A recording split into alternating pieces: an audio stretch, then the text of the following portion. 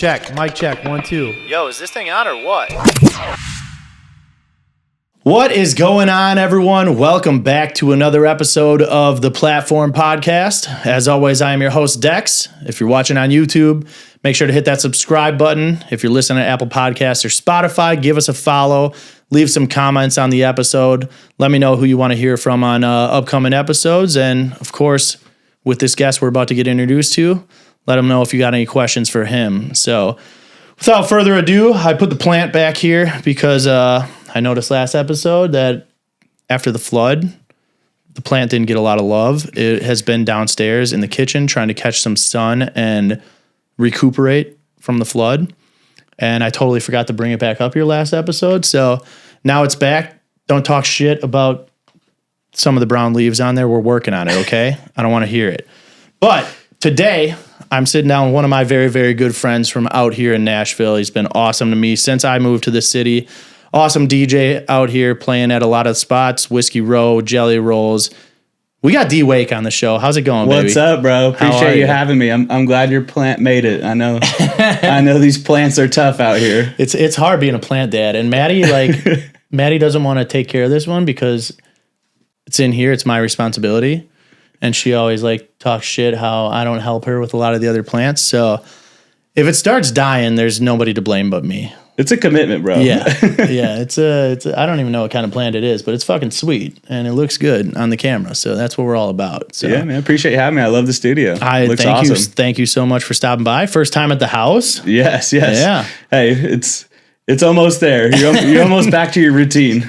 You had a little walkthrough. You got to see the damage. So yeah. But yeah, we got a lot to talk about today. I know obviously we're talking pretty consistently, sending DMs to each other. Yeah. But talking shit. I haven't been able to see you in a while because I've been in Scottsdale for the last 2 months.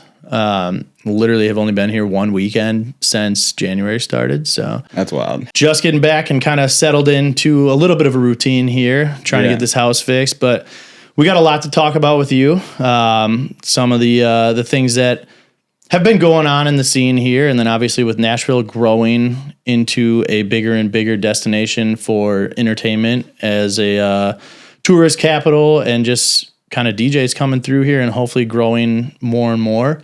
We got a lot to talk about, but first, give the listeners a little background of you, how you got started into this music life. Of course. What's up? I'm D-Wake. I'm from here in Nashville, Tennessee. Most people are always questioning me, like, "Oh, you from here?" I'm like, "Yeah, I'm actually from here." And so, I moved here when I was in 5th grade. Mm-hmm. So people might say I'm not actually from here, but you're not from here. You're a liar. Yeah, my family relocated here from LA when I was in 5th grade. So I went to elementary, middle school, high school, and college all in Tennessee. And I think I even have an accent. So some people might say I have an accent. So I claim from here. I don't claim LA besides when I wear my In-N-Out shirts, and I had to wear one over here because this is Culver's country in this house. So. This is. I do think In-N-Out is overrated. You guys can fucking sue me. Sorry, Jake Rodriguez, but I've been here all of 3 minutes and I'm disrespecting the crib wearing an In-N-Out shirt. I don't mind it, dude. I think In-N-Out is a good burger and it's a good price. I just think for people to wait 2 hours for it is fucking insane to me. Yeah, it's like the best way to describe it. It's like in the South, that's the way people view Chick-fil-A. Like they gotta have the Lord's chicken, you know. Yeah. So that's how the West Coast people view In-N-Out. So to each his own. Everyone's got their things around the country. I mean, it's been open 2 months here. We still got people waiting for hours in line. I know it. But we moved here when I was in 5th grade and ended up. I love it here. I mean, like I said, I claim from being from here. All my friends are here. I don't have anybody out in LA that I talk to or hit up. And we went back one time when I was 19. I was like, I don't know, this place is kind of a shithole. I kind of like where we live now. Yeah. So I went to college in Chattanooga, and that's kind of where I got my first start at DJing. It was I'd saved up enough money freshman year leading into college. Yeah. To where I didn't have to work the first semester. So I had all this free time on my hand, and my Xbox 360 got the red ring of death. That is the worst thing ever. I've had it happen. At the time, I was like, I either buy this Xbox 360 brand new, or I was like, I'm kind of interested in this DJ controller thing. Mm-hmm. So I bought a DJ controller instead, and that was easily the best decision I've made in my whole life. So has paid for itself through and through by now. So yeah, I bought like a shitty Newmark, controller online, and just was kind of figuring it out. And luckily, my brother and my best friend growing up were like music hoarders. Mm-hmm. So they were on like DatPiff, all the blog sites, like Download Music, LimeWire, BearShare. Both of our houses flagged by Comcast numerous times. So like I had like a hard drive of music, but it's all shitty rips. So like no intro edits. I have no idea what I'm doing, but I'm like, you know what? I'm gonna fuck around with this. I'm gonna try and figure this out. And at the time, I was like pledging a fraternity, and one of the older brothers figured out that I had this DJ controller because I'd like posted a picture online one day of me just like fucking around on it. He's like, "Hey, you're DJing our house party Friday," and I was just like, "Oh, okay." Like no idea what I was doing at all yet. And I remember I pulled up to the house party. I'm trying to figure out how to plug this controller into like a home sound system. Yeah. Struggling. Finally, like get RCAs going, figure it out. I start playing, and like 30 minutes later, the cops show up. They're like, "Party's over." And I'm like, thank God. You were actually hoping for it? Yeah. I was like, thank God. Give me the fuck off this thing. Thank God this didn't go on any longer. Yeah. So learned from that a little bit, but like as time went on, I became the DJ pledge. Mm-hmm. And so I was basically leveraging that to get their approvals of like, yeah, we like this guy. So I would like do the house parties, whatever, kind of just like as a hobby. And then I remember like sophomore year, another kid was coming through as a pledge, and they were like, "Hey, this kid's a DJ. You need to talk to him." And he was 10 times farther along than I was. Like, actually, oh, this kid's actually a DJ. Yeah, like this guy knows how to blend two records. Like, show me what intro edits are. His name's DJ X, one of my all-time homies. Actually, he's went on to become a very successful manager in hip hop. So he's always been in the industry. But yeah, one of my boys, he taught me like actually how to DJ. And so from there, we kind of just like tag teamed the fraternity parties and stuff like that. And it was always just for fun.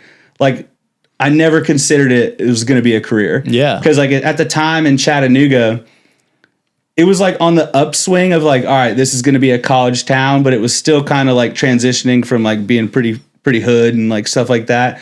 So there was no like college bars that had like a DJ. Mm-hmm. There was like a couple of bars, and then one of them claimed to be the college bar, but then they closed at 12 every week because it got too out of control. Okay. So like we were just doing house parties. And then I remember when we turned 21, or maybe even a little bit before, but there was this shithole place that we ended up loving. It was called Raw Sushi Bar.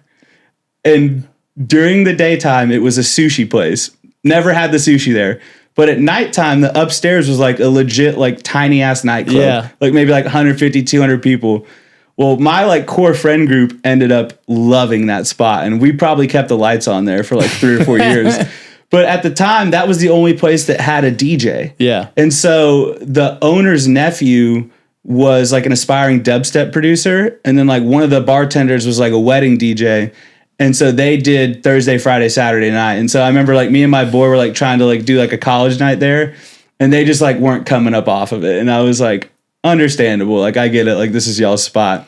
So like, yeah, all throughout college, like I never even considered like being a DJ as a career. Like I went to school to be on TV. Like that was the original plan. Yeah, you said this is your first pod, but you got a background for it. Yeah, I got a background for it. So yeah, I went to school to be on TV. And I remember I had like my internship at the news station, and I walked in, I was like, all bright-eyed and ready to go. And after like 2 or 3 months, I was like, dude, I'm literally just reading words from a fucking screen. Yeah. Or like I'm literally just typing out this script that's being sent to me. Like, this is actually not what I want to do. Were you still like DJing at the time? Yeah, but just for fun, like the house parties, Like we'd have a theme party, and then it would be like me and my boy would just be in the basement tag team in the night. Mm-hmm. So yeah, it was never something I thought about as a career in college at all. Yeah, and so like I graduated and I came back home, and I had like a sales job lined up, and just wasn't really my thing. It was at like a commercial furnishing company, and like actually a pretty lucrative industry, but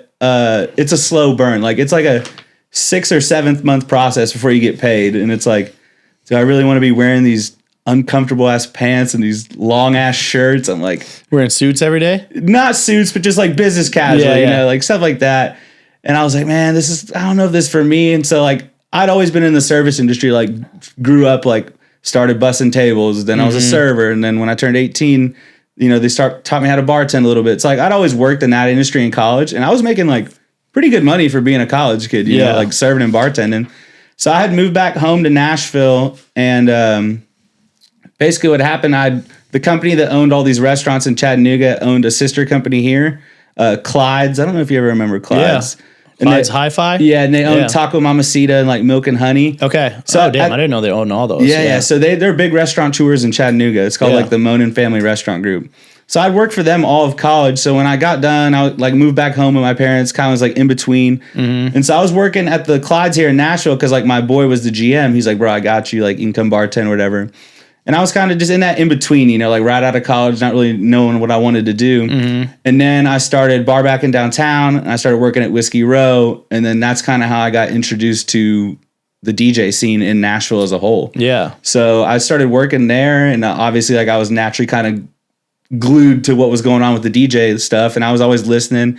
And I didn't want to be like that guy that was like, oh, like I do this too, you know? So like I would like kind of casually like throw out some comments to like DJ Houndstooth or like Grant Fisher, like, oh, I'm interested in this. And they were like, well, let me hear you. Like, let me see what you got. And I'd played for a couple people like, dude, you're not horrible. Like, like Grant's like, damn, you're better than me. No.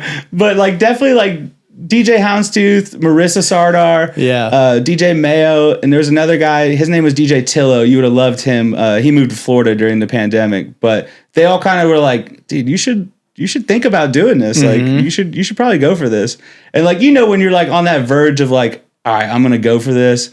And you like tell somebody about it. You just need that one person to be like, yeah, you should do this. Well, luckily for me, I had like 5 people giving you approval. Yeah, I had like 4 or 5 people that were already in my corner. Like, bro, like you need to do this. And especially if it's the DJs that are already playing there, it's like they're going to talk to the people at Whiskey Row and be like, yeah, give them a shot. Yeah, for sure. And so that's kind of how I got my shot downtown, is that Chase Irwin, the old GM, him and Grant wanted to go watch one of the security guards. His name was Donnie. He was in an amateur UFC fight that night.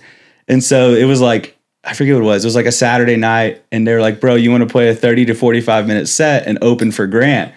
And I was like, yeah, fuck yeah, dude. Like, let's run it. And I remember I get up there, I get like 10 minutes in. I had like 4 or 5 songs, like, you know, just to like get the night going. And then at like the 20 to like 30 minute mark, I was like starting to sweat. I was like, damn. I was like, it's fucking packed in here. And I'm like so focused on like hyper fixated on like not fucking up. I'm not even thinking about like looking at my phone to be like, yo, Grant, where the hell you at? You know? Yeah. And so they show up or whatever, and they shut up, and it was going well, and they were pumped, and they were like, yeah, dude, good job. And then from there, it was kind of like, all right, like I need to go full head of steam with this. So I started reaching out to people. And like I said, I had some people help me out. Like Mayo got me booked at Underground. DJ Till was getting me booked at Acme. And it was like right before like my first Acme date I had coming up. COVID, boom.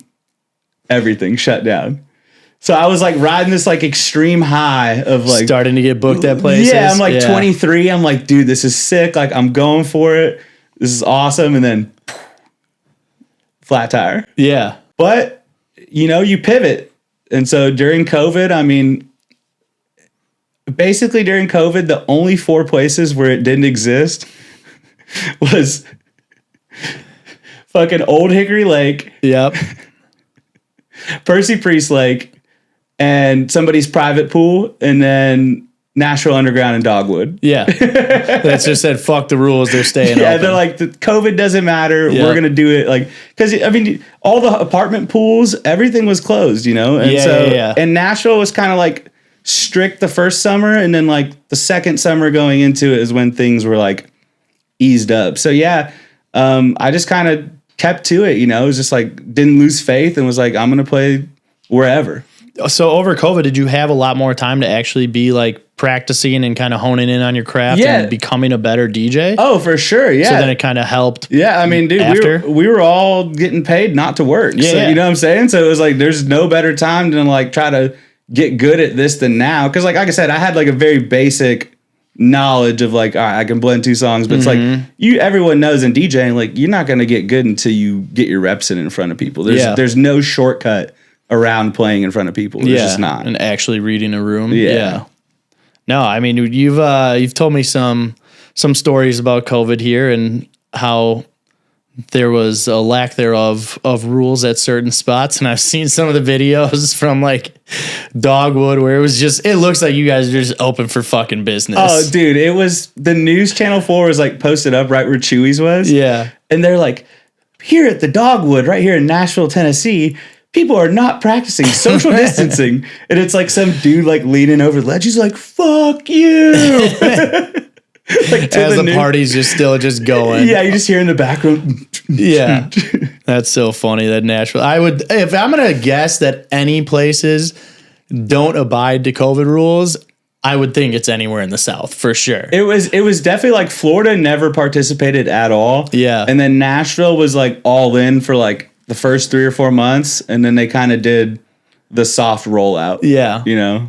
So what about after COVID ends, and how did you kind of get reintroduced to the Nashville bars and clubs, and what was it looking like for you as a DJ after that? So after COVID ended, there was just like basically every management team at every venue had almost shifted to a new management team. So I remember like when it was like the second summer when COVID happened, they were like tiptoeing around it. Like it's like March, SEC tournaments coming, and they're like trying to do like, you know, the no dance floors, 50% capacity thing, you know, whatever. And then finally, I think in April, a lot of the bar owners got together and they're just like, yeah, we're not doing this anymore. Like, it's time to go. Yeah. And so when that losing way too much money. Yeah. So when that happened, it was like April or May, and it was like, yeah, we're going back to, you know, programming 7 days a week at some of these venues. And so it was kind of like a free for all. Like everybody's phones are blowing up. Like, can you do this? Can you do that? And so I remember I got started at Whiskey Row. They were like, you want to do Monday nights? And I'm like, yeah, let's go. Like, of course. And you're fucking still doing them now. Still doing them now. Yeah. 5 years later. So that's pretty cool. But, so yeah, we were like, all right, let's do Mondays. And Monday night became like one of the best nights because all of the neighboring states were still shut down. So people were just coming to Nashville on like a Monday or Tuesday night just to get the hell away from like their hometown. So like we would have a line on a Monday to get like into the building and up to the rooftop. And and I remember it was like I said, there was a big shuffling of the bars. So for a while, like the only 3 spots that were open were Whiskey Row, Nudies, and like Aldean's during the week. So those 3 spots were just popping, loaded. Just loaded all the time. Yeah. So I just kind of ran with Mondays, and then I gradually kind of became like the weekend fill-in guy. And then finally, like after like a year or two doing that, Fridays had opened up, and I was like, hey, I want to do Fridays. And they were just like, yeah, let's do it. And so I've been a resident there ever since. Yeah, because you do every Friday there. Every Friday, and then Mondays always after like Whiskey Jam now, because Whiskey Jam's there. Yeah, Whiskey Jam's on Mondays. And so they quit the programming on Monday, Tuesdays during winter. Yeah. I think like November. It's just too cold. Yeah. And so, that's typically busy season in Nashville. You know, it's typically like SEC tournament, St. Patty's Day. That's when it starts back up. It's like, all right, like the weather, the minute that weather gets above 70 degrees, everybody wants a DJ. Yep. Like I saw videos this past weekend of the rooftops. It was like sun was out, 68 degrees, slammed everywhere. Yeah. So, but yeah, since then I've just been kind of got my name in the door at a bunch of other places.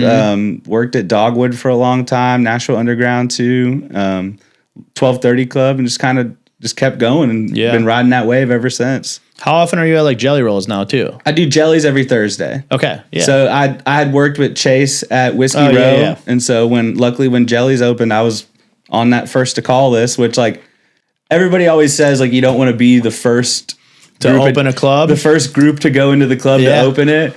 And I figured out why. Like there's a lot of like learning curve for everybody. Like, you know, corporate wants this, one manager might want this, programming's different on each night. So everyone's trying to find what works, you know, and then finally they land where you want to be and everyone gets it dialed in. But I mean, I'm sure you dealt with that at Barstool as well. Dude, I think that's probably one of the biggest things that DJs don't talk about is not being the first one to play at a new club. I think that should honestly be a strategy for every fucking DJ to not want to play when a club first opens. I was hesitant, but at like the time when Jellies was opening, it was like January, February, and it was like I was like, dude, I could work right now. Like, schedule's looking light, you know. It was like I went in there and I had a good attitude, obviously, but then like there'd be some conversations. You're like, all right, like what are we talking about? You know, it's like we trying to party, having a party here or what? You know?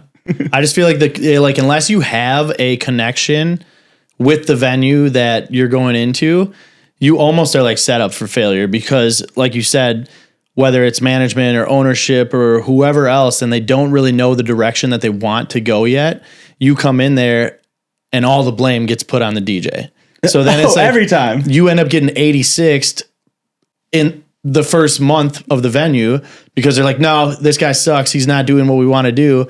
And then 5 months down the line, they're back to exactly what you were doing the first week. Yeah. So it's like it almost you get set up for failure if you're in there that first wave of DJs for sure. No doubt. Luckily, like I try to be nice to everyone at the venue. So like even if stuff is not going well, they're like, at least he's not an asshole, you know? Yeah, and that's where I feel like that helps so much of like the personable side of things where it's like at least if you are coming in and greeting people and making those connections, it almost it outweighs like the play of you as a DJ too, where even if like the owners and whoever else didn't like you, they'll be like, oh, well, he's awesome, easy to work with. Like, we're not just going to completely cut him out of this. So that also helps too. But so going from like COVID to then after COVID, did you notice a shift in like what the clientele was wanting music wise too? I think at the time, like it was like, before COVID, like I would say like the majority of the sets that were being played and like these main spots were like hip hop and then like those trap remixes of hip hop. Yeah. Like the RL grime kind of stuff. Like that stuff was really working before COVID. And then after COVID, it was kind of just like the transitional period of like people have been so down in the dumps about being locked up. It was just like play party music, you know, like make it fun.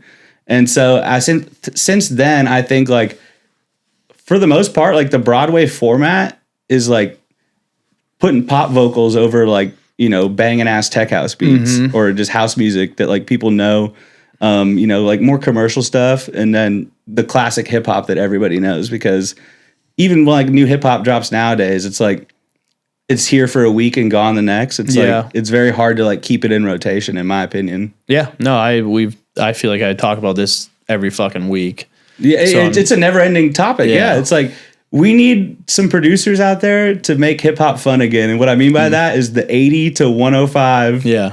We just need Tyga to start making shit again. Where is Tyga? Please. Where are you, Tyga? Come We save need us. you. Well, you know who was like really doing a good job at it and then just all shit went to the fan with him was Tory Lanez. Yeah. Tory Lanez was like putting out some really good music and then we know what happened there. So. Yeah, you shoot somebody in the foot. And then you literally shoot yourself in the foot. Allegedly. Yeah. But no, I mean, I agree. Like, I just feel like I talk about it so much on these episodes where it's like any of the hip hop now, either vocally, like lyrically, any of the hip hop now lyrically fucking sucks. So then that also doesn't give it any staying power whatsoever. But then outside of like the main 10 to 15 people, like there's not a lot that you can play that actually resonates with the majority of like an open format crowd. Yeah. Like I said, it's so hard to get away from like, oh my God, dude, it's 10:15. I'm warming up. Do I play something new or do I put Get Low on? You know what I'm saying? It's like you're in that never ending battle in your head. Like, damn, dude, I want to try some new stuff. Now's not the time. It's early. So like, I'm going to stick to the stuff that works early, you know? Yeah, I mean, I just talked about it recently too, where it's like I feel like introducing a lot of new music to an open format crowd is so much harder than introducing new music to like a dance music curated crowd. I feel like that kind of crowd is so much more accepting of new music than a typical open format crowd. But then again, like Nashville's crowd too, I feel like is so much different than a lot of other cities where it's such a tourist driven city that like a lot of these people want the same popular 50 songs and that's what they want to hear. Like they're not coming here to hear new music, really. No, it's true. I mean, because like in Nashville, like being a tourist city, one table's from New Jersey, the other people are from Oregon, somebody's from Iowa. So it's like you could kind of cater to each one of those crowds individually for like 2 or 3 songs, but then you got to get back to doing what you do, which is making sure the bar's popping off. You know? So it's like, it's a never ending battle for sure of just like trying to please everybody. Everybody at the same time, all the time for sure. Yeah. And then you get one genre specific group, and if like you open that can of worms for them, they expect it the rest of the night, and you're like, dude, there's fucking 60 other people here right now that don't want to listen to Subtronics. Yeah. Have you noticed that? I know we talked about it a little bit, but it's like, have you noticed that here in Nashville for the crowds of kind of like an EDM resurgence, or just like an electronic music as a whole resurgence? Yeah, absolutely. So like it used to be a thing for like 2 or 3 years where if you saw a group of Latin girls walk in before they would even get to the bar. Oh, you already know they're requesting Bad Bunny. On the forehead. Bad Bunny. It's like, Jesus, at least order a drink first, before you come requesting songs. But now that kind of has died off. And now when I see a group of girls that are like 25 and under, I already know it's going to be John Summit or Dom Dalla right on the forehead. And now too, for some reason, I mean, I think it's kind of cool because like my introduction to dance music was bass music. Yeah. But now I'm getting like Subtronics, Levity, Tape B, Crank That, like, which is obviously like harder shit than like you would normally play on like in a Broadway set. And two, a lot of the venues that we work with are like, that's not really what they want being played there. So it's like, you can go there for them for 2 or 3 songs, but then they get pissed when you switch it. And it's like, dude. Like, but is that everywhere, or are you just seeing that at Whiskey Row? Because I would be interested to see if that's just like a Whiskey Row thing because of Riot Ranch playing so much bass music, or if you're seeing that also at like Jelly Rolls too. I think it's a little bit of everywhere because I've had it happen at Jellies on the club level for sure.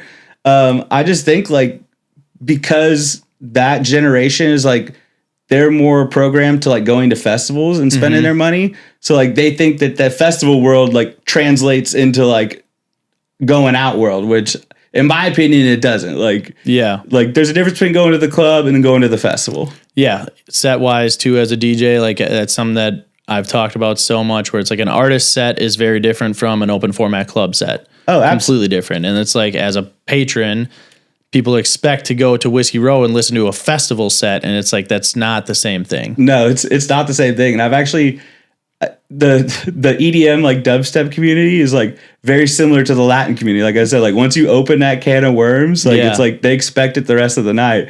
And I actually have a funny story for you. Do you remember like the soccer last year? It was like we had the tournament the FIFA, but it was like the local clubs of these countries that came. So it wasn't like the country itself, but it was like their best local premier club or whatever. Yeah. So I showed up to Whiskey Row on a Monday night to play, and there's like this fan club, and it's like a Colombian soccer fan club, whatever. I start playing, just warming up, playing some just basic music. It's like 9:30. Well, then one of them comes up to me and is like, hey, can you play this specific song? It's like a YouTube, and it's their club theme song. And I'm like, I don't know this. And they're like, well, it's our club theme song. We'll go crazy. I was just like, I don't know. Maybe in a little bit, kind of just like brushing it off to the side. 10 minutes goes by. Another girl walks up. Same thing. Can you play this song? So they're just showing you like a YouTube link? Yeah. It's like their club song. Yeah. I have no idea what it is. It's a 5.5 minute song. So finally, another guy comes up. He comes up correct, though, with a 20 this time. Yeah. And I'm like, all right, fuck, dude. Like, I guess I'm going to run this. You guys are the only people here. So I play it, and it's dragging on. They're standing on top of the tables, just like doing their chant. And it's like 3 minutes in, and I'm like, dude, I got to get out of this. Like, there's other people here now. Like, there's a group of girls that just walked in. These people are screaming on the tables. Yeah. So I made a tremendous mistake. And I mixed out during the song, like while it was still going, like during the chorus. These people all turned to me like in a scene from I Am Legend, looking at me like they're about to rip me from limb to limb. Started a chant against me. Saying what? Just like, boo. Oh, I thought you were like, fuck you. No, like, fuck the DJ, like clapping or whatever. And the dude who was like head of the fan club got so mad he complained to Benny, the general manager at the time. And I already told Benny what was going on. He's like, hey man, like, I know I appreciate you guys being here, but like he has a format to follow. Like we can't just play your guys' music all night, because at that point they had brought a list up to me of stuff to play. And I gave it to Benny. I was like, this is what they want me to do. And the dude got so mad and just like they all left, stormed downstairs. Go downstairs. And this is after you already played 3 minutes of the song. Yes. This is after I already played the song they wanted me to play. And that wasn't enough for them. Wasn't enough for them. They go downstairs and start haggling the band. And it's like these 3 good old boys from like Louisiana on stage. And they just wanted them to play it live? They wanted them to play that same song. And in between like songs, when the band's like in the in-ears, like trying to figure out the next song, they're like doing chants. And the band gets on the mic, they're like, hey, you know, we appreciate you guys being here. We know you're not from here, but like during the in between songs, like, you know, we take requests from the crowd, and like we need to be able to hear what the crowd's saying, like trying to like, you know, tell them like basically shut up while we're in the middle of doing this.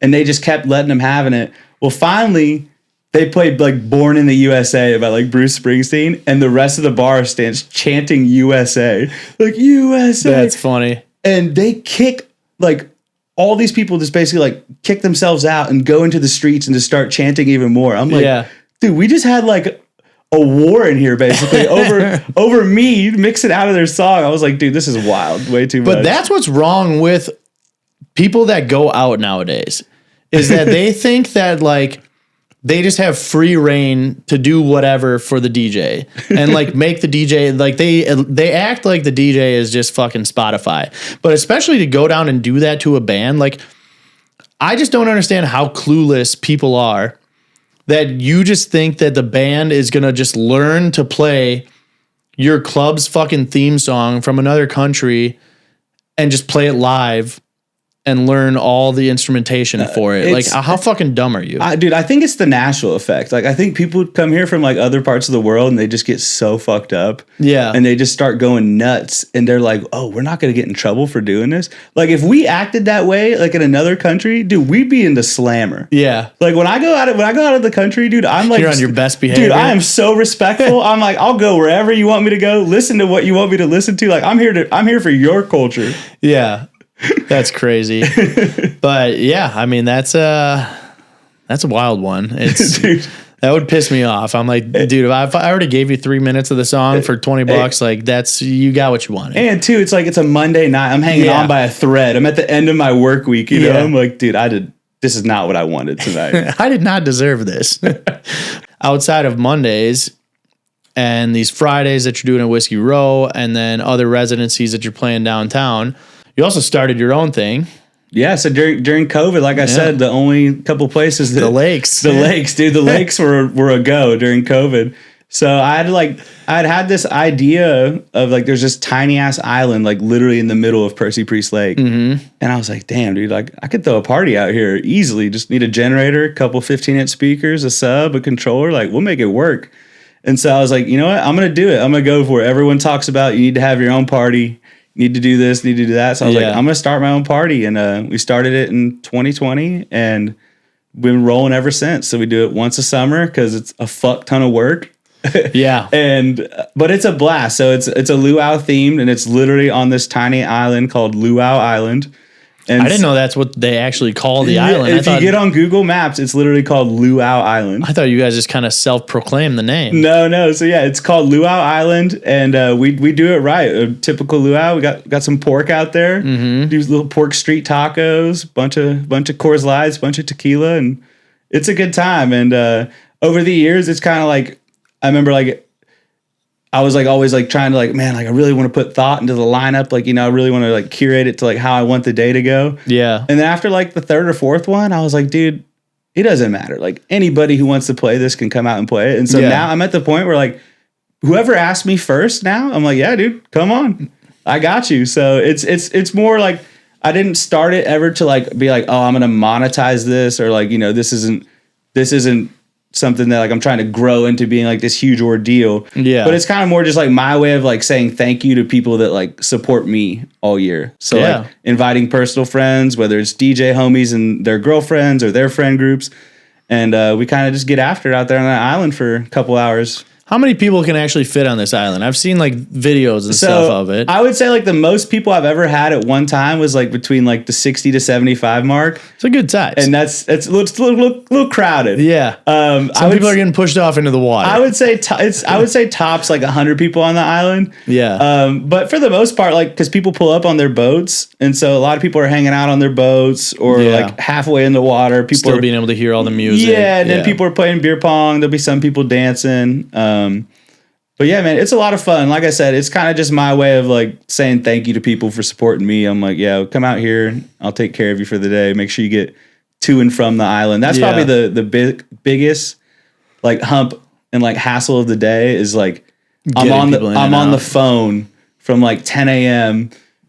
to like probably 12:30, like making sure people get to the right marina, they're at the right dock, they're at the right shuttle boat. Yeah. And then not to mention like the logistics of getting the equipment out there. So it's a pain in the ass, but it's worth it every time. And shout out all the people that do like weekly and monthly parties, because it's a ton of work, bro. Like, and if you want it to be good, like you don't want to half-ass anything you do, you know? Yeah. So I will say that like when you have a party where you got to bring your own sound, it's like probably 10 times more work. Well, last year you did even more work too, because you had Dubas come out there and do like a drone shot and all that shit too. Oh hell yeah! I was like, that dude, was sick. Yeah, my boy Matt's killing it. By the way, Dubas is fucking awesome. Man. All of his work is just phenomenal. So yeah, he brought out the drone. I was like, damn, bro, we got the drone. I'm really stepping up my game, Randy. Stepping up my game, Randy. Who's that, Aziz? Yeah, but remember, wasn't it in the song Kanye and Jay-Z? They started the song with that. I was like, bro, I cannot believe they sampled that. That's funny.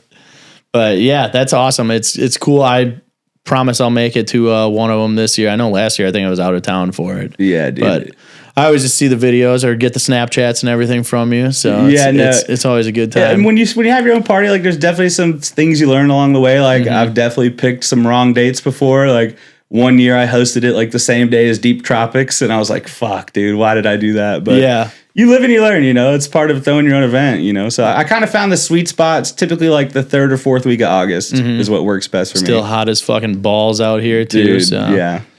With what you're seeing as far as like the resurgence with the EDM stuff, are you seeing that kind of play into a lot of what you're playing? Where I know you said you're not really playing like as much hip hop, but what else are you all playing as far as electronic music goes? Are you still just playing like EDM bangers? Are you getting back into playing like bass music at some of these venues, even though it's just not as much? No, like I'm not gonna play bass music and stuff like that unless it's like people are like foaming at the mouth in front of the DJ booth before it, you know. But like typically I would say like before this surge of EDM in the younger crowd, I would say like my set was like probably like 60% like hip hop and then like 40% like dance music, country mashups, pop vocals, you know, all that stuff. I'd say that's flipped like 100%. Yeah. I'd say maybe even more. I'd say like probably 70% of my set now is staying up tempo and then dipping down to hip hop for like 4 or 5 songs and then getting right back up. Yeah. And keeping the energy up.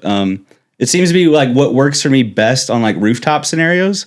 Cause like a lot of the places for the rooftops, like yes, they have bottle service, but it's not like if you're playing like a club level at Whiskey Row or Jellies where like they're doing massive presentations where like a table might want to hear like a specific song or two, you know? Yeah. Like when a manager comes up, they're like, hey, can you play, you know, this song for this table?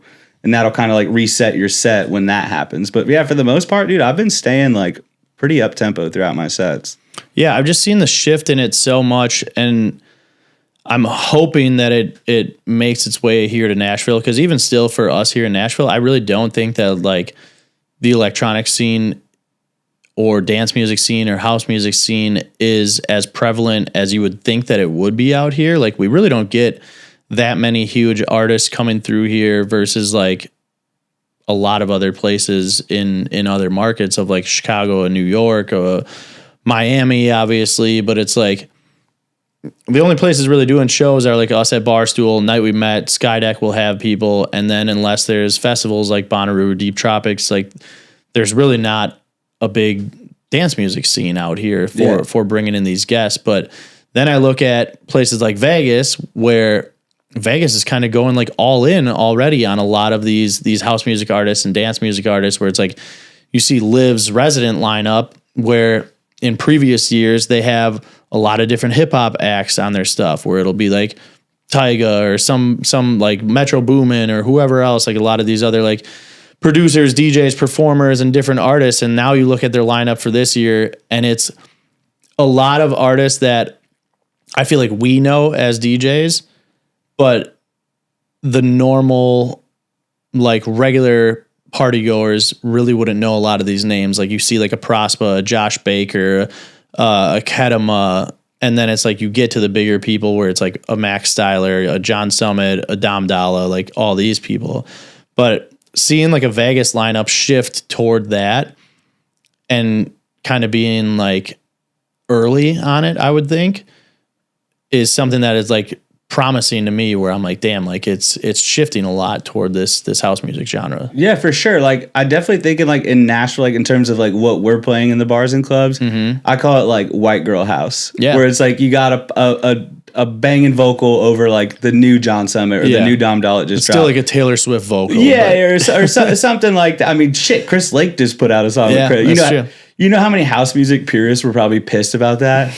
Like, Chris Lake remixed Taylor Swift. Our boy's about to get paid from just that one song. How dare he? You know, like it's just ridiculous at this point, because like he's got nothing left to prove to anybody. Yeah. So like, but like for instance, like anytime I'm on like Headliner, I see like Rick Wonder or Cases, I'm like, just download it. I'm like, I'm gonna play it at some point in my sets because it works for what we do. You know, in terms of being like a bar or a nightclub DJ.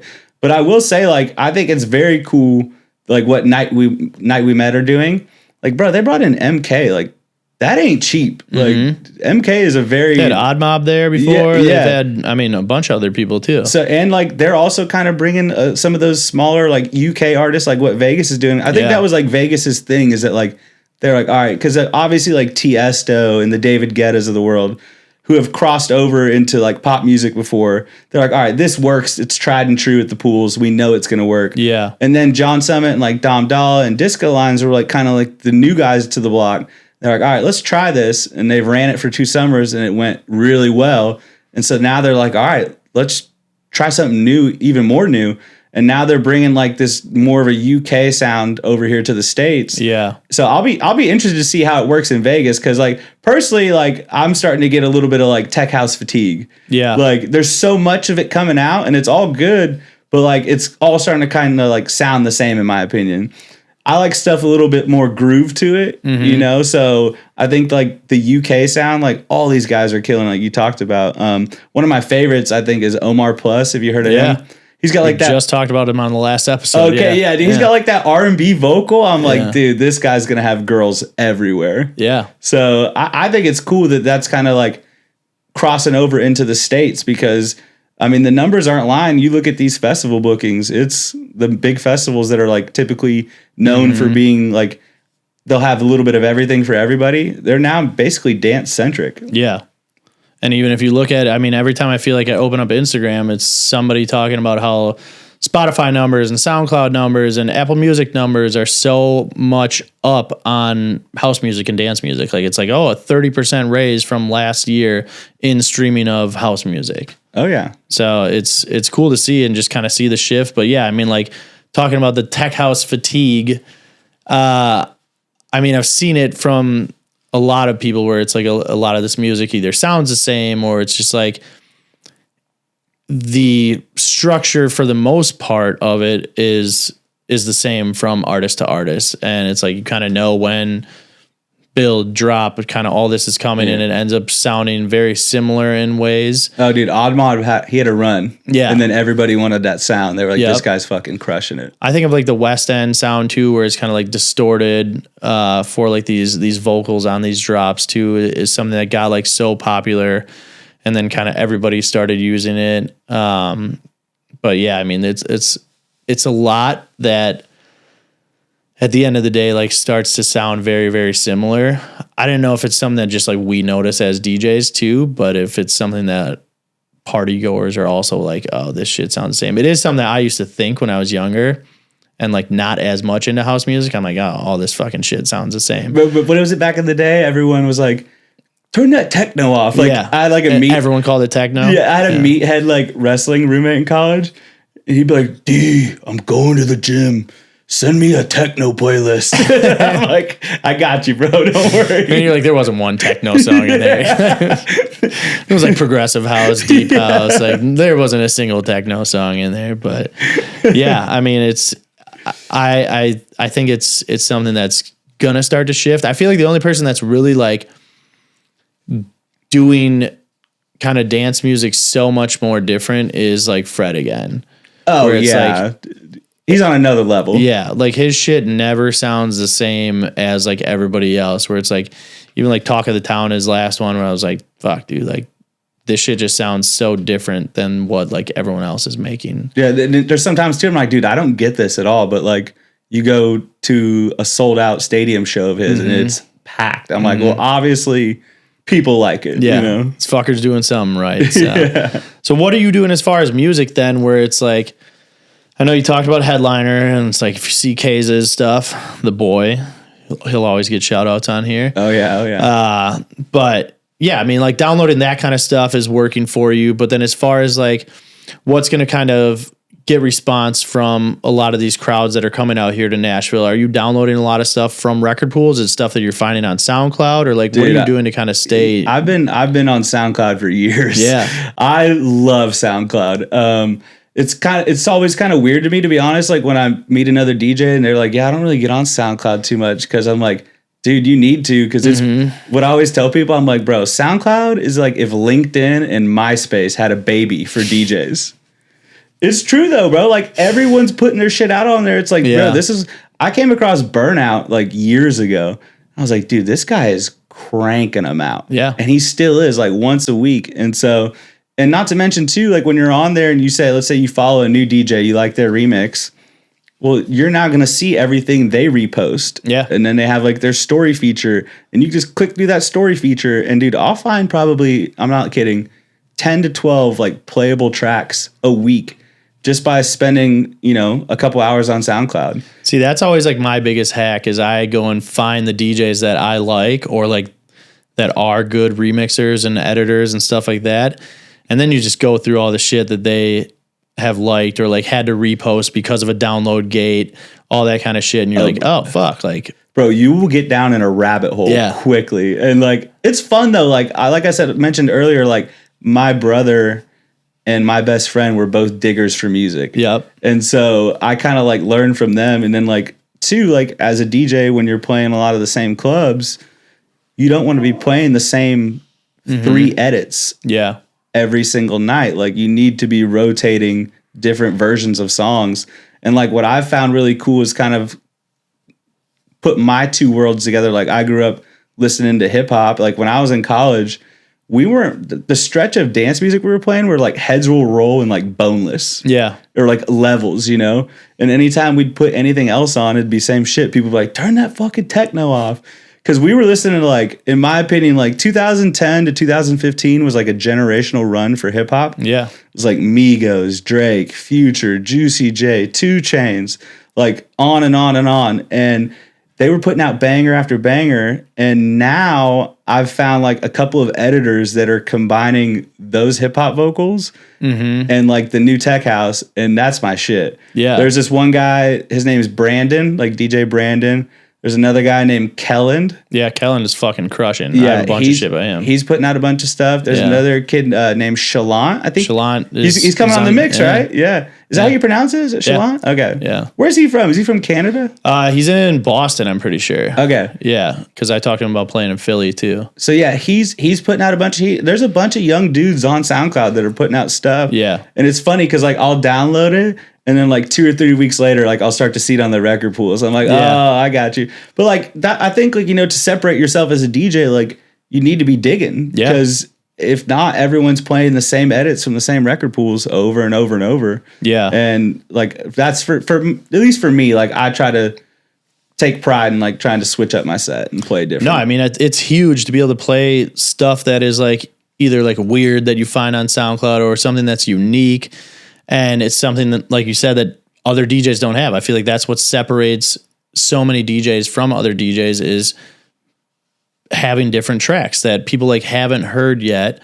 And then when you play it, they're like, fuck, like that's the biggest compliment from one DJ to another when they're like, where'd you get that? Yes, 100%. Like if I have to come up there and like check the CDJ and be like, yo, what is this? Yeah. I think that's like one of the biggest signs of respect too from a DJ. For sure. And like me, I'm fucking a nerd when it comes to my music organization. I'm like, bro, I got it right here in my iCloud. I'll send it to you. Yeah. I do the same shit. Like if somebody says something, I'm like, oh, I'll just drop it and like send it to them right there. Like, yeah, I had Ian Asher, the terminology that he used for it was awesome. When I was playing at Barstool and like opening for him, I played some track. I forgot what it was, but he walked up behind me. He's like, bro, can I snipe this real quick?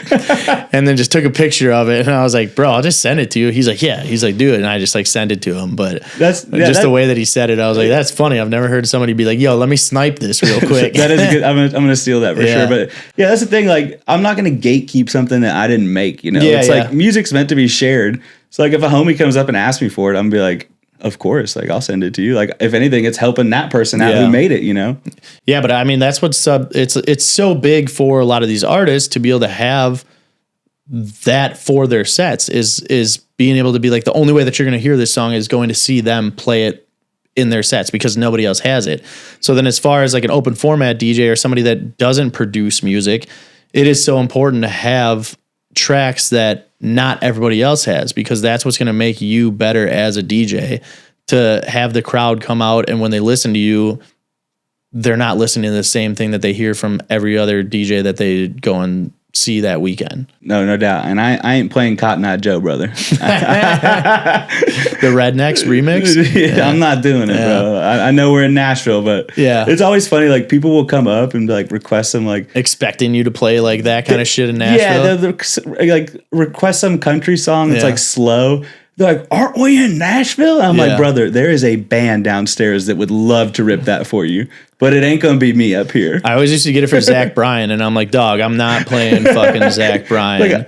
And now it's awesome, because now at Barstool, I just don't have to fucking play him. That is awesome. I remember when that email went out, dude, I was rolling. I was like, dude, this is next level.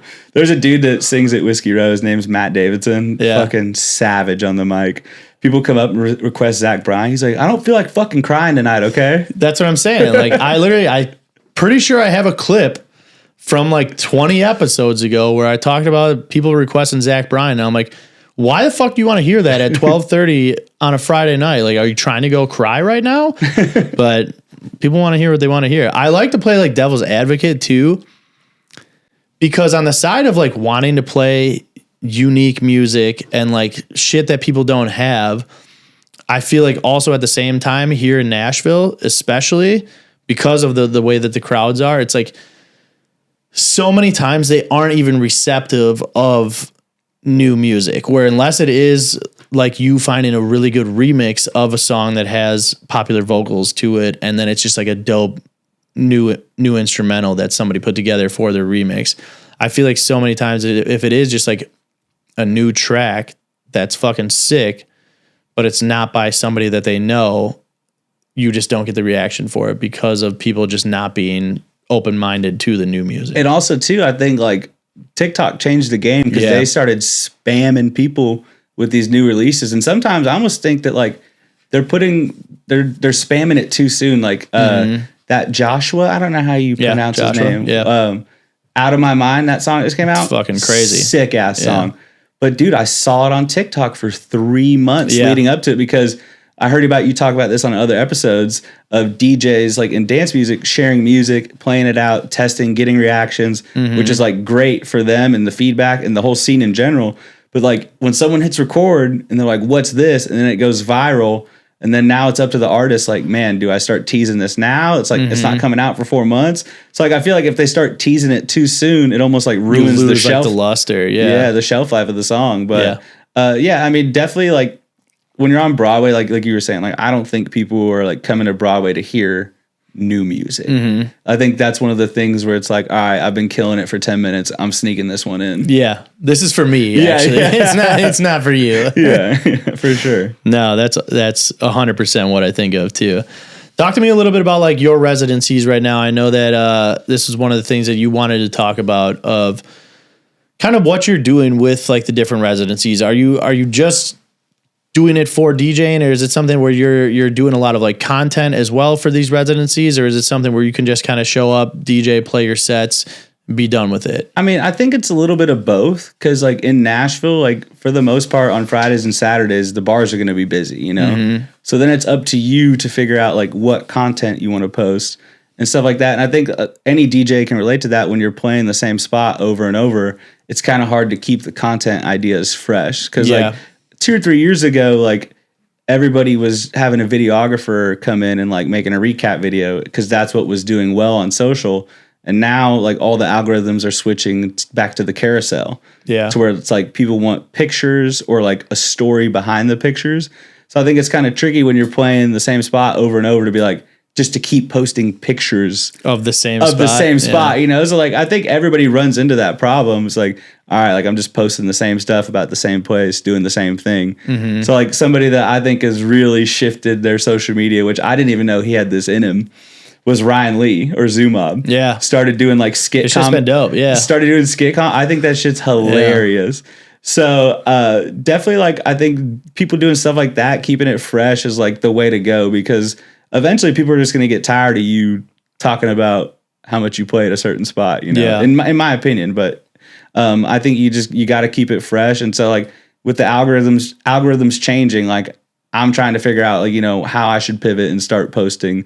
Maybe I should lean into some DJ comedy stuff or just normal stuff in general. Like I think too, people nowadays, like they're getting fatigued by people trying to look so fucking cool all the time. Yeah. So like, I feel like definitely like what you see from bigger artists or just people in general, like they're being more open about like what they're doing. So maybe leaning into that direction, just like, yeah, I'm a DJ, but I also enjoy this, you know, stuff like that.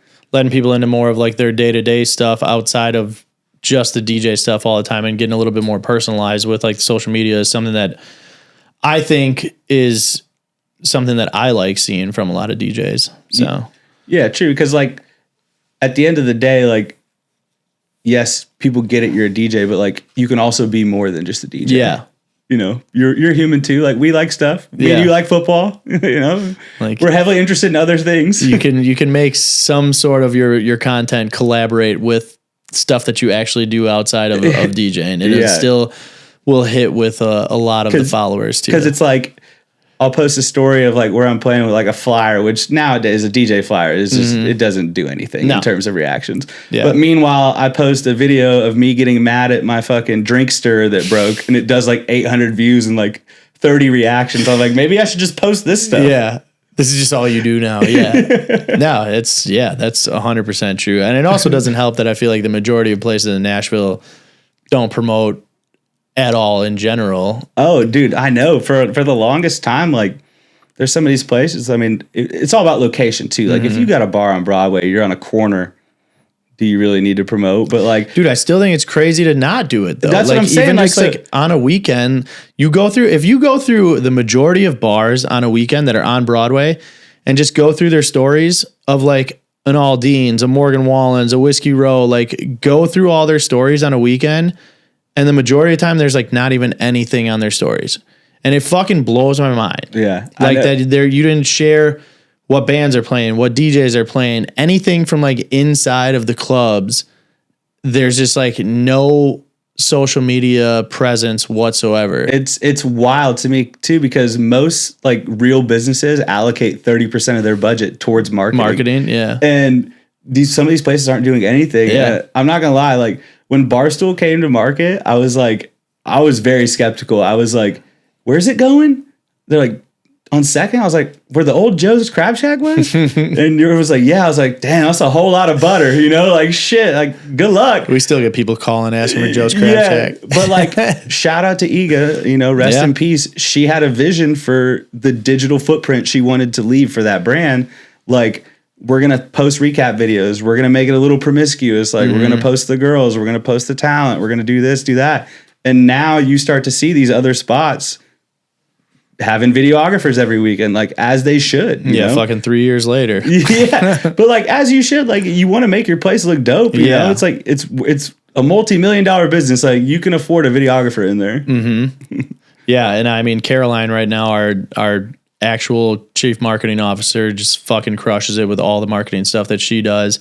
But just like all the branding and everything that we do outside of just like the DJs of doing stuff like that, where it's like, all right, having the girls and do shoots and do all these different content for all these different events, and the recap videos that we are doing, where it's like, we just had Nick Vans from Love Island and putting that into a recap video. We got Pauly D coming up in 2 weeks and doing stuff for that, where it's like, it's just more content than like you said, of just like a flyer.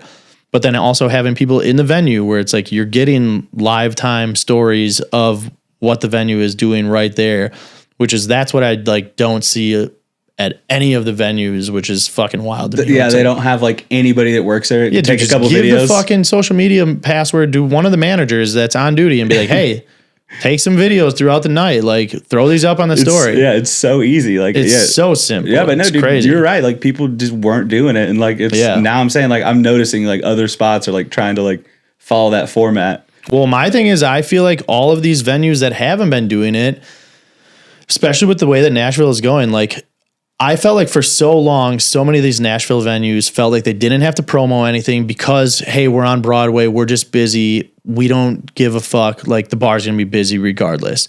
But as more and more of these places come into town and the entertainment gets better and better and better, if you guys aren't promoting shit, it's not gonna continue to be successful.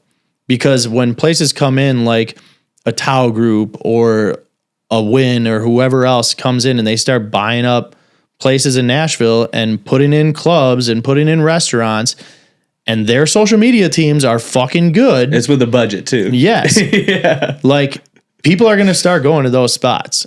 Yeah. And if you're not doing shit, you're going to get left behind. I mean, we're kind of seeing it too, because like, for people, this is a DJ podcast, so a lot of people know, but for most people that don't know, like, like if a random tourist came to town, they go to Aldean's, they assume Jason Aldean owns Aldean's, which is not the case. It's a licensing deal. So for a lot of these companies that have these licensing deals in place, let's say one brand falls off, well, they just close the doors for a month and rebrand it. Yeah. And then keep put it a moving. different name there. Yeah.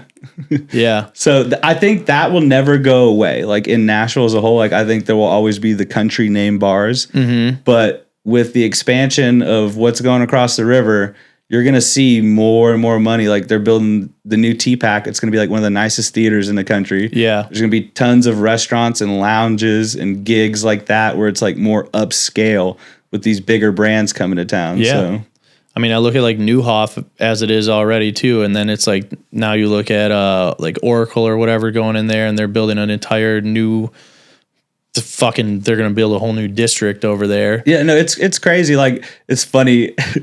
Every time I see a crane, I think of that like DJ Khaled meme, another opportunity. Yeah. People get mad. They're like, oh, they're destroying Nashville. I'm like, brother, that thought is long gone. We're on to something completely different, and you're either on the train or you're not. Yeah, it's expanding. So one by one, hopefully for the best, hopefully. So we'll see. But I mean, talking about how a lot of these other cities are doing stuff, and I mean, what you're seeing in Vegas and Miami and some of these other cities, you get out and travel every now and then. I know you've done stuff in like Bama a couple times. Yeah. How are you seeing like playing in other cities versus playing here? What's crazy is like when you go to like a college market, it's almost identical as like playing downtown. Yeah. And it's like, especially on like a game day too, like they just beat the shit out of their rival. It's like, it's very similar to like DJing on like Halloween or New Year's. Like, it's very hard to fuck up. Yeah. Like the energy's just through the roof. So like those are always fun. But in terms of like other like smaller markets, like I was kind of talking to this like Mason Edwards a little bit. We were shooting the shit one day, hanging out at 1230 Club, and I was asking him, I was like, yo, are you interested in like, expanding into other markets? And he hit me with this line. It like made me think. He's like, why would I go anywhere when everyone wants to come here? I was like, damn. I was like, he's not wrong. But I was like, well, what about if it's more money? He's like, yeah, but he's like, I like my own bed, and I could just pick up another Saturday daytime gig and make what I'd make. I'm like, also another good point. Like, kind of got me These thinking. guys are spitting bars. Yeah, out I was here. like, also another good point. Like, kind of got me thinking, because I think like every DJ as they progress, they're like they want to expand their brand into different markets and stuff. Yeah. But like obviously we live in Nashville. Everybody wants to come here, so I'm kind of like on that fence of like, do I just keep planting my foot in the ground here? Or do I start, reaching out on my own? Because like I've been getting some smaller stuff offered to me like from other markets, but it's not much more than like what I make here on like a Saturday. And then when I counter, it's like they're sticker shocked. Yeah. Because like when you travel, you want to make your local rate times 2 after expenses, basically. Mm-hmm. So it's like, would it be cool to get the experience? Sure. But like, is it worth it in the long run? Like, do I want to be traveling home on Sunday when Red Zone's firing up at 12? I mean, yeah, especially for you. Yeah, dude, you know me, NFL Sunday, bro. 11 o'clock, I'm up. I'm ready. Yeah, I mean, I feel like traveling for me, because being able to play in all these different markets, to me, aside from like the money, and obviously like that's a whole nother can of worms to jump into. But yeah, if it's not getting you paid exponentially better than what you're already getting paid in the market, and you end up going out and taking these trips and not even profiting money versus what you would have made just staying home and being able to sleep in your own bed, then it's not necessarily worth it. But obviously to be able to grow and get the opportunities to get offered the rate that is making you more money and be able to get your foot into other markets is fucking awesome, because it's also going to progress you as a DJ to be able to play 4 different crowds. I feel like that's like the biggest thing with here in Nashville is so many of these DJs only DJ here, and they only listen to music here too. So it's like they're also not listening to other DJs in other markets at all. Oh yeah, like you go to West Coast, it's completely different. Yeah, or if you go to East Coast, or if you even like Scottsdale or going to Florida, like I go to all these different markets once a month and I'm listening to DJs from all over the world. And then it's like you come back here and I feel like every DJ here thinks that they're the fucking best DJ in the world because they don't fucking leave Nashville. Yeah, no, trust me. When I have like a couple of trips I'm trying to take, and it's not even just to travel to work. Like there's a couple of places I want to go just to experience it. And Heidi is friends with Vice, and he plays at DJs once a summer. Nice. Down at the Jersey Shore. And I'm like jonesing to get out there. Just one, I want to see the Jersey Shore. 2, I want to go to DJs. But also, like in my opinion, some of the best DJs in the world are from the East Coast. Mm-hmm. So like I want to like make a weekend out of it and go listen to like what they're playing in the mainstream clubs there, because it's different in every market, and New York is obviously like the biggest city on the planet. So I think there's definitely something you could learn from like, well, even if you're not playing in that market, just going and checking it out, which I've always been a fan of going and checking out other music. It's like, one of my favorite things to do is just to go and listen to different DJs in different markets and hearing how they play versus how a DJ plays in Tampa or Nashville or Chicago or Milwaukee. Like every DJ is playing stylistically different or playing different tracks. And it's like, you're always going to get introduced to something new, whether it is the style that they play, whether it's a track that they played, whether it's just how they introduce songs and bring them into their set. There's always something that like, I feel like I learn listening to every other DJ. There's always like the song of the region too, you know, like in Philly, they got Dreams and Nightmares. Mm-hmm. Down here, we got 100 Shots. Yep. So it's like, you better play that record, dog. Yeah. They're going to be pissed. Look at the Shazam and see what the most Shazam songs are in the region before you go. That's what I do. So, but yeah, I mean, I think being able to like play here in Nashville, I mean, like you said, it's, if you know that you have everything lined up and you're making the good money here, do you really have to leave? Yeah. Oh, no, I do though. Like I do want to get out and check it out, you know? And two, it's just like, sometimes you need to be humbled, you know? Like I think it's very easy. Like you were talking about earlier, like I think everyone could be like, oh, well, like I'm DJing here and doing all this in Nashville. It's like, you go out and bomb somewhere else, which I've done before. I went up to Louisville one night and I completely bombed. Really? Yeah. And I was like, fuck. It's like gotta step up my game a little bit, you know? So like I think it's good to get away. But like I was saying, like everybody wants to come here. And so it's like I kind of get a lot of exposure just from playing here. Like when people come up, they're like, yo, it's always funny when you're DJing and somebody comes up and they're like, dude, we gotta get you got to get you where I'm from, like Chicago. Like, I know the owner at this club, know this person, that person. Dude, I think it's so funny. And then like you follow up with them on Instagram. It's just ... You don't actually have any pull there whatsoever. Yeah. That's funny. Yeah, one other thing we talked about for Nashville, just going down Broadway, I mean, I feel like a lot of the nightlife right now is the same too, where it's like you go from any of these spots, you're kind of hearing very, very similar music stylistically. Yeah, honestly, I kind of have a little bit of a theory on this because back before like COVID and like even after COVID ended a little bit, the only two places that had bottle service in the city were like Whiskey Row, like in the downtown area, and Dirty Little Secret. Okay. And now it's like you can go to like AJ's Good Time Bar and Grill and they got bottle service, you know? So it's like, I feel like the bottle service concept almost got like copied and pasted too much. Yeah. Because now it used to be like when you would want to go out and get bottle service with your friends, it was like a huge ordeal. Well, when you go get bottle service in another city, you know, just getting into the club is a nightmare. That's why people get bottle service. And once they're there, they're staying put. Versus like Nashville, now every single bar has bottle service. So it's like, yeah, we'll go to Whiskey Row and get our 2-bottle minimum, get our pictures, and then they're bouncing out because they can go do the same thing right next door. Yeah. So it's like, it's almost like everyone kind of copied each other all at once. And yeah, that's what I've noticed is that like tables don't stay as longer. Like, yeah, you may get a big spender that's going to come in and flex like with his homies and spend 10, 15K once a month now versus like it used to be like every single table was throwing money up like that. But I think it's just got so dispersed because everyone has bottle service now. But does every bar need bottle service? No, like that? like if someone were to ask me, and this is no shot at any of like the TC bars because they are crushing it. Yeah. And they have their formula and it works. I mean, they've been in business a long time. But like if someone were to come to Nashville and be like, where should I get bottle service? I'm not going to send them to Aldean's. Yeah. I'm going to say you're going to go to Whiskey Row, you're going to go to Barstool, or if you want like a more intimate setting, you could go to like 1230 Club, Pushing Daisies, Dirty Little Secret. You know what I'm saying? So it's like, I don't think everywhere needs it. Yeah. I agree with that. And I feel like that's kind of part of like the copy and paste part where they like some people were doing it and then they're just like, well, now we all have to do it. And also it's like, if you're able to make the money off of it, then you obviously do it. Oh yeah. I mean, the minute they ring one night of like 15K in bottle service sales, like, yeah, that's a thing now. Yeah. I get it. I'm not hating on it at all for a bar trying to get their money. I mean, they pay us. So get your money and pay us 100%, you know?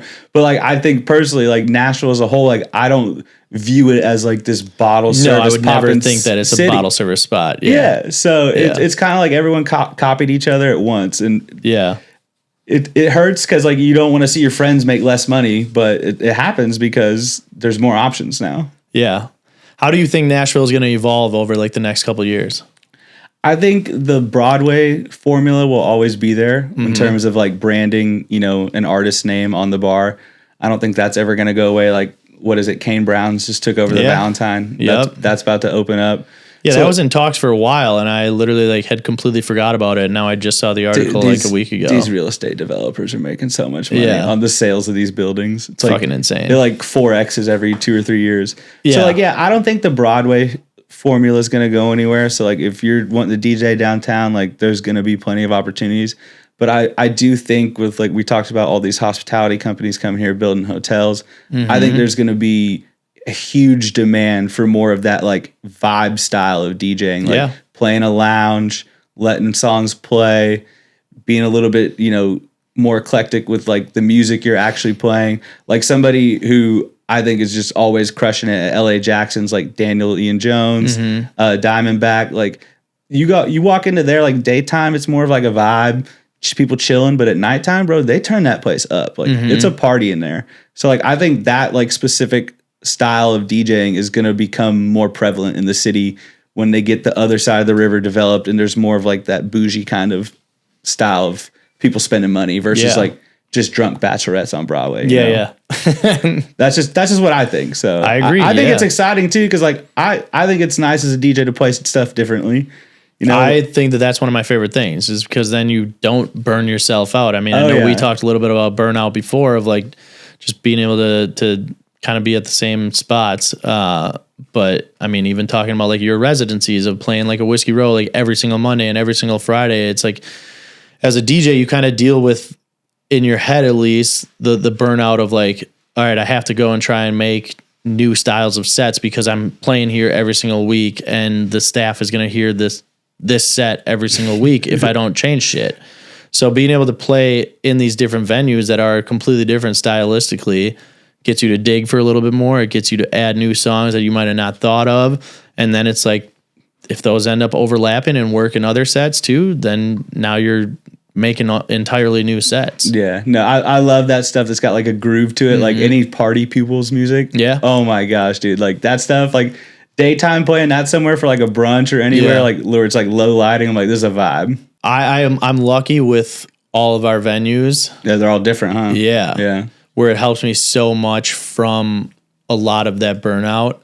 Where it's like if I go to Philly, we have 2 different venues in one, where one is like an open format nightclub, and then we have Parlay, which is all house music. Oh, really? I didn't even know that. There's two separate venues. So it's like 2 floors. So it's kind of like the venues out here, where it's like our upstairs is an open format nightclub style set.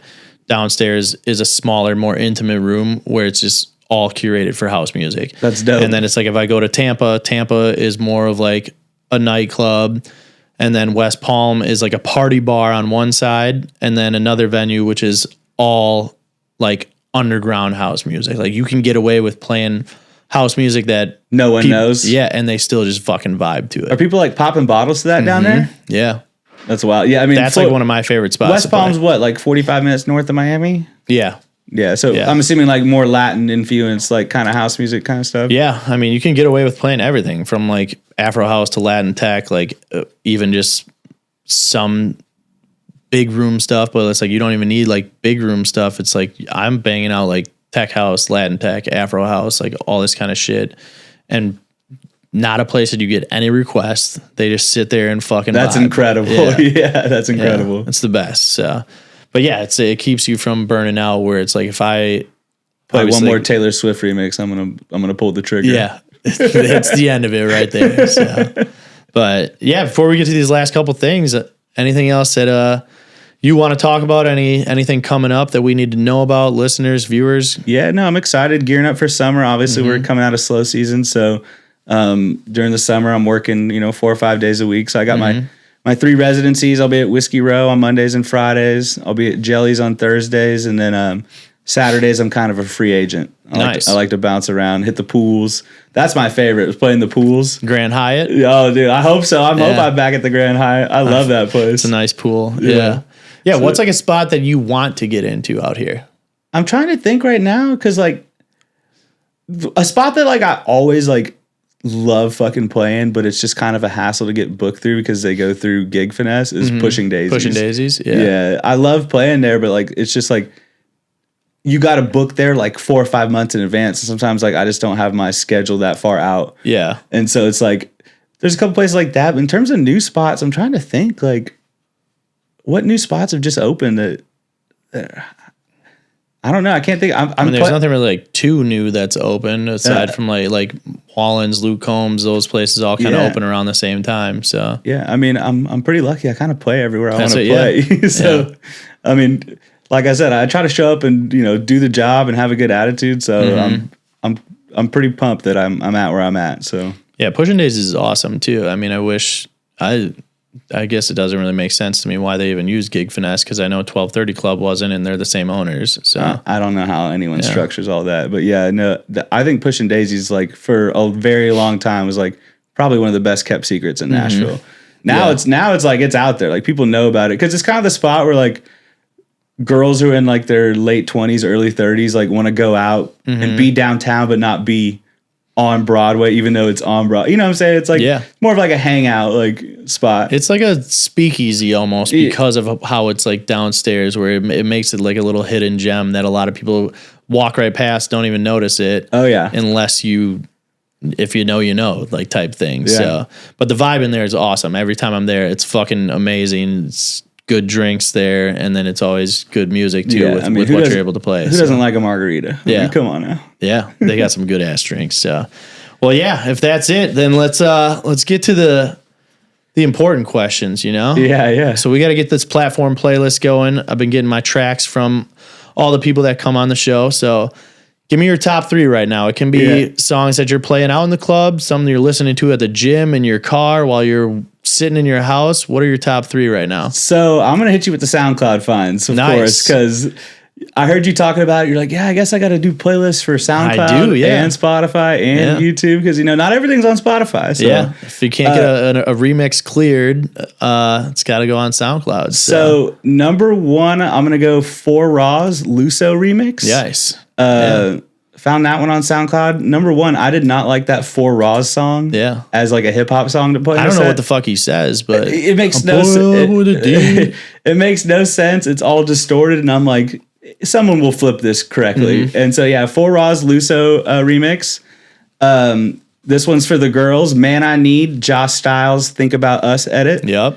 And then the DOD, Think About Us edit. I love that song. Think About Us, just normally. And then I'm gonna go Kiss Me Through the Phone, Tim T, Cry edit. Okay. So I found that one on DMP. The side piece, Cry? Yeah. Nice. Yeah. All right. I haven't heard that one. I'll send that one to you. I found that one on DMP. I've been on DMP a lot recently. Nice. So like those. Yeah, Josh Styles is the homie. He's from New York, right? guy. Yeah, Luso's from New York, but he doesn't live in New York right now anymore. He lives overseas. Oh, really? Yeah. Okay. I think he lives in like London right now. Okay. Yeah, I mean that's house capital over there, yeah. But yeah, he is good friends with like a couple other producers and stuff that I know. Is in this Discord with us. Not the Discord, bro. But he put like that track in the Discord like a while ago. Yeah. Fire. So it was good. And he's fucking crushing it now too. So I'm sure we'll see more remixes and stuff from him soon too. So that's good. I'll put those all on there. I got some new graphics made too for the boys to when I get the platform playlist songs from all the guests, so that way we'll be able to share on socials and push that out too. So put those 3 on there. And then last but not least, man, we got to put somebody on the platform. So it can be another DJ that you love. It can be your favorite venue, your favorite place to go eat, a clothing store. I'm not nearly in depth with places to eat like you are around here. I fucking love to go eat, man. You and Darren, I'm like, I like see your guys' story. I'm like, all right, I'll add that to my list when I go eat once next month. But yeah, Maddie's just always scrolling the TikTok and finding spots, and we got to go check them out. We don't. Dude, our list is way too big, so we still haven't even made a dent on it. But yeah, I'm gonna put one of the homies on. You actually had his matches on the table earlier. Yeah, I'm gonna shout out the homie Logan Garrett. Logan's been a good friend of mine ever since, even before I was like DJing mainly. He's always just been so cool to me. And I know he's, really diving into his production, and he's kind of just throwing darts at the wall to see what sticks. And he's got a lot of cool stuff coming out, man. He's working his balls off. So yeah, shout out the homie Logan Garrett. He's always crushing it. Yeah, he was on 2 episodes ago and was a really, really good episode. Got to talk about a lot of the stuff that he does have coming up, which... yeah, it's going to be a lot of good stuff. And then just working with more and more artists and producing more shit and putting some new stuff out. So definitely a good one for people to check out. If you didn't watch the episode with him, go follow him. But that's all I got, man. I appreciate you taking the time to come over here, sit down, record, be your first podcast. Dude, first podcast. We rocked it. Yeah. Yeah. One take, baby. Like that's what we said. Love it. Yeah. If you guys are watching on YouTube, make sure you subscribe. I'll put all D-Wake stuff in the comments here in the description. So that way you guys can go follow him. If you're in Nashville, hit him up. He's a good time to hang out with. Like he said, Whiskey Row on Mondays and Fridays, Jelly Rolls Thursdays, Saturdays. Maybe see him at a pool coming up here soon. So, but we'll put everything on in the socials. If you guys aren't following the show, at the Platform Mix on everything, myself at the DJ Dex. If you're listening to Apple Podcasts or Spotify, give us a follow on there. Leave any comments for questions that you have for D-Wake. And until then, we'll see you guys next Wednesday. Peace. Peace out. Check. Mic check. 1, 2. Yo, is this thing on or what?